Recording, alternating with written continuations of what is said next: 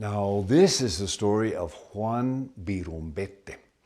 Juan Birumbete was the most agreeable, the most easygoing man in the world.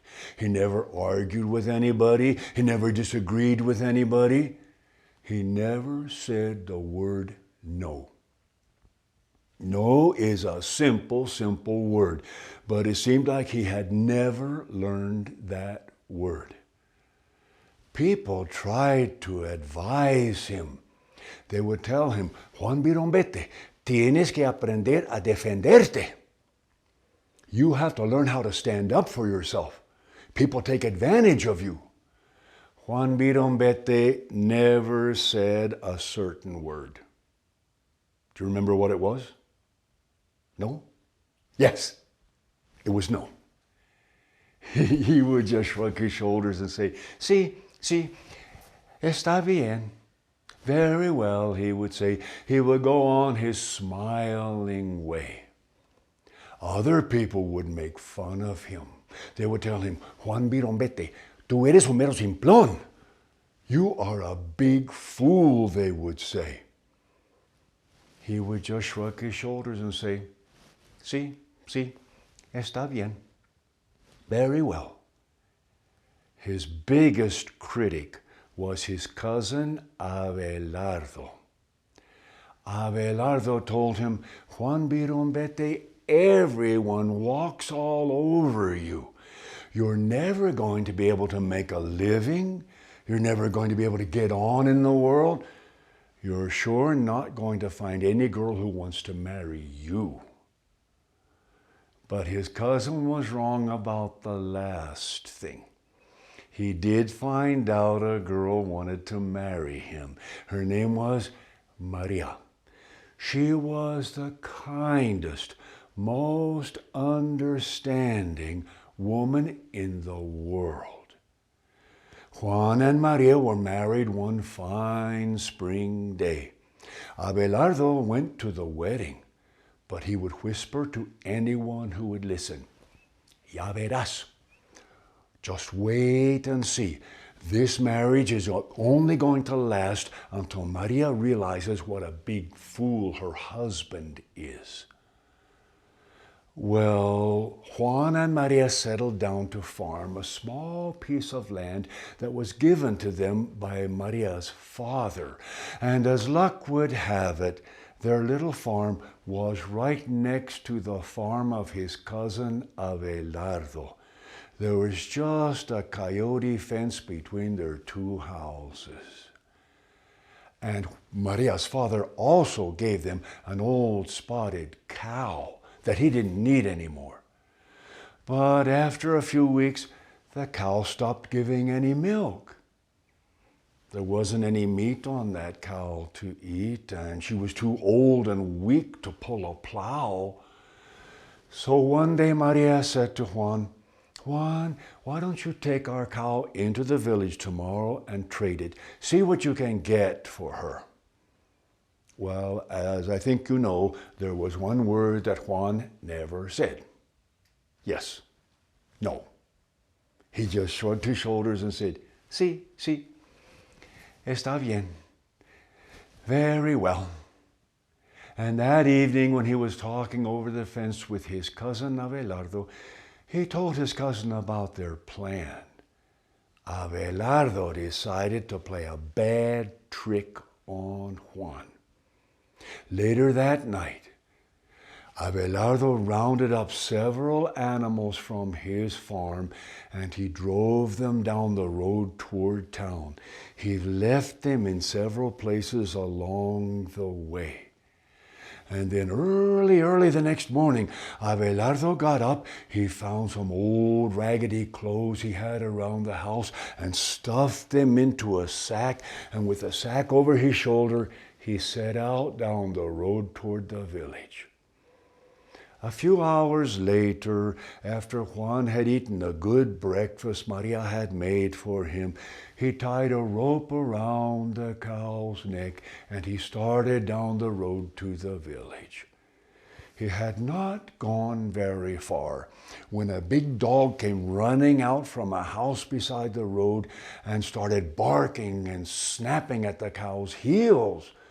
The cow ran away down the road, dragging Juan behind it on the end of the rope.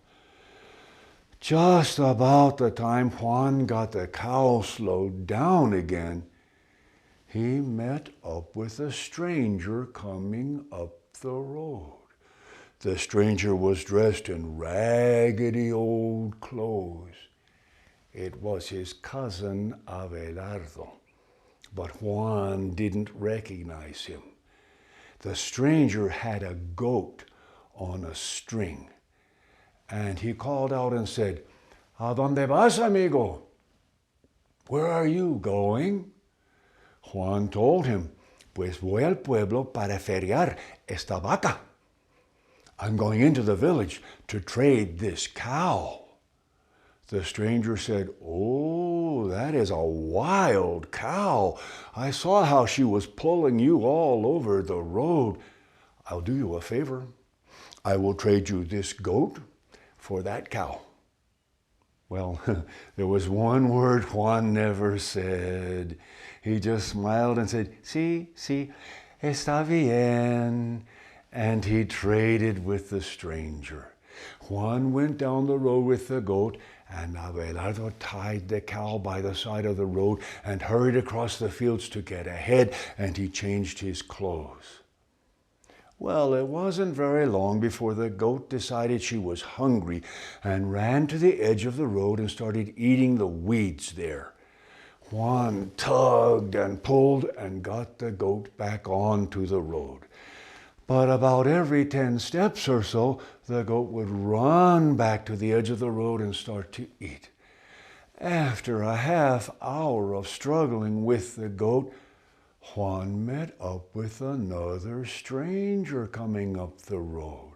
And this stranger was driving a goose ahead of him with a short stick.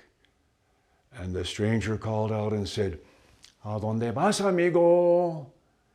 Juan answered, "Pues voy al pueblo para feriar esta cabra."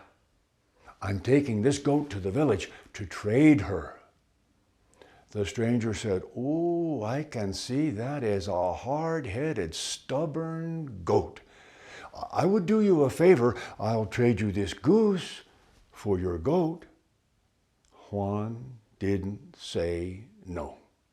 "Sí, sí, está bien." He traded with the stranger, and Juan started driving the goose down the road. Abelardo tied the goat by the side of the road and ran across the fields again. Before very long, the goose got tired of Juan poking at it with the stick. It started hissing and flapping its wings and came charging toward Juan. Now, instead of Juan driving the goose down the road, the goose was chasing Juan down the road. And he met up with another stranger. This stranger was carrying a hen in his arms. And he called out and said, "¿A dónde vas, amigo?" "Where are you going?" Juan told him, "Voy al pueblo para feriar este ganso." "Oh, that is a mean goose. You'll be lucky if it doesn't break your leg. I'll do you a favor. I will trade you this hen for your goose." Juan did not say no. He traded with the stranger, and Abelardo took off across the fields again, and Juan started walking down the road with the hen. But a hawk started circling above them, and the hen was frightened. She jumped from Juan's arms and ran to hide in the tall grass by the side of the road. Juan tried to catch the hen, but as soon as he got close, she ran back onto the road, ran down a short ways, and then dodged back into the grass. Just about the time he finally caught the hen, he met up with yet another stranger. And that stranger had a big sack of manure over his shoulder. He said, ¿A dónde vas, amigo?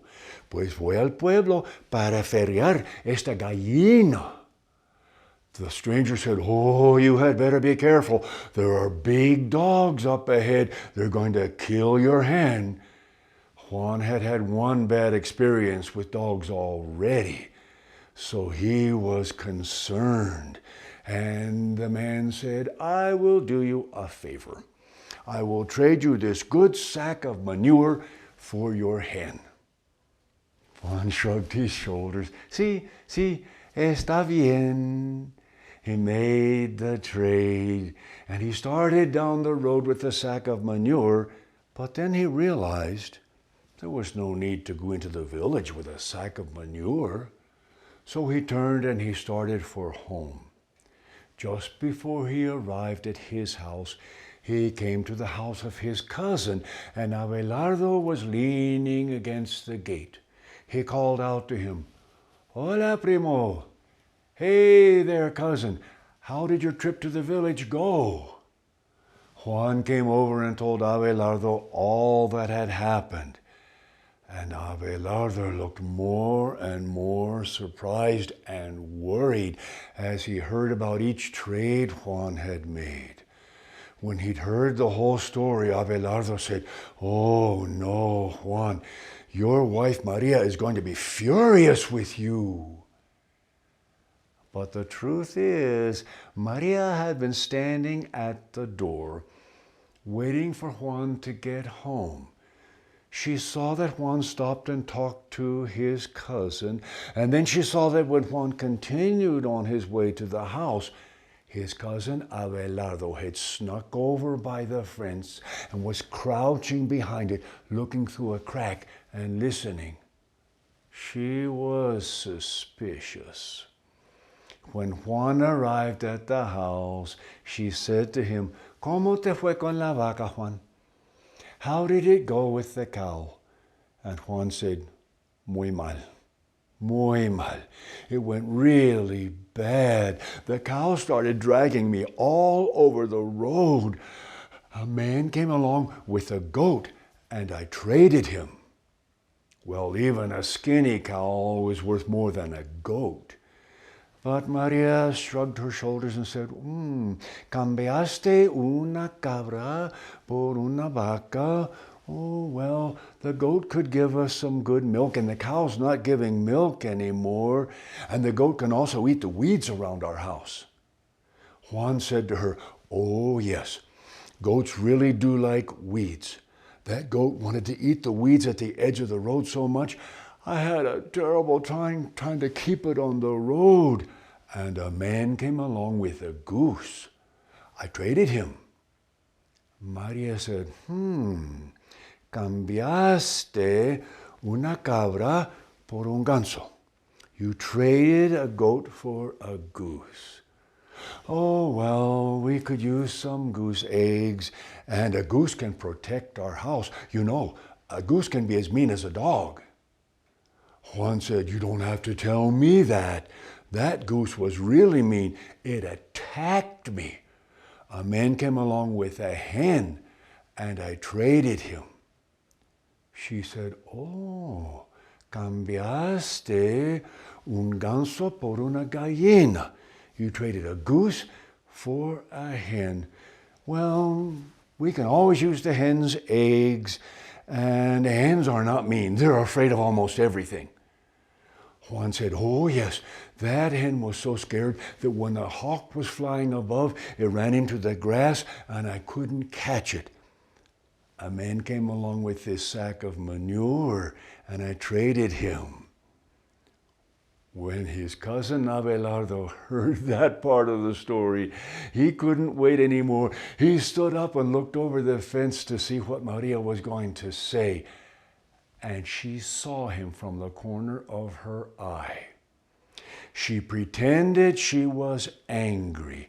She said, Juan, cambiaste una gallina por un saco de abono? You traded a hen for a sack of manure? She grabbed the sack away from Juan, and then she turned and she looked right into Abelardo's face, and she said, "That's just perfect. The next time your cousin Abelardo makes fun of you or tries to do something mean to you, you say to him, 'Cómete lo que está en el saco.' You can go eat what's in this sack." This time Abelardo was the real fool, and this time it was his wife who was mad at him. She insisted that he give the cow back to Juan and Maria, and also that he give them la cabra, the goat, el ganso, the goose, la gallina, the hen, and of course, they got to keep the sack of manure. And then about a week later, Maria asked Juan to spread the manure on their garden to fertilize it. But she didn't call it manure. She called it la comida de Abelardo, Abelardo's dinner. Juan didn't say no. He said, "Sí, sí, está bien." And he fertilized the garden with la comida de Abelardo.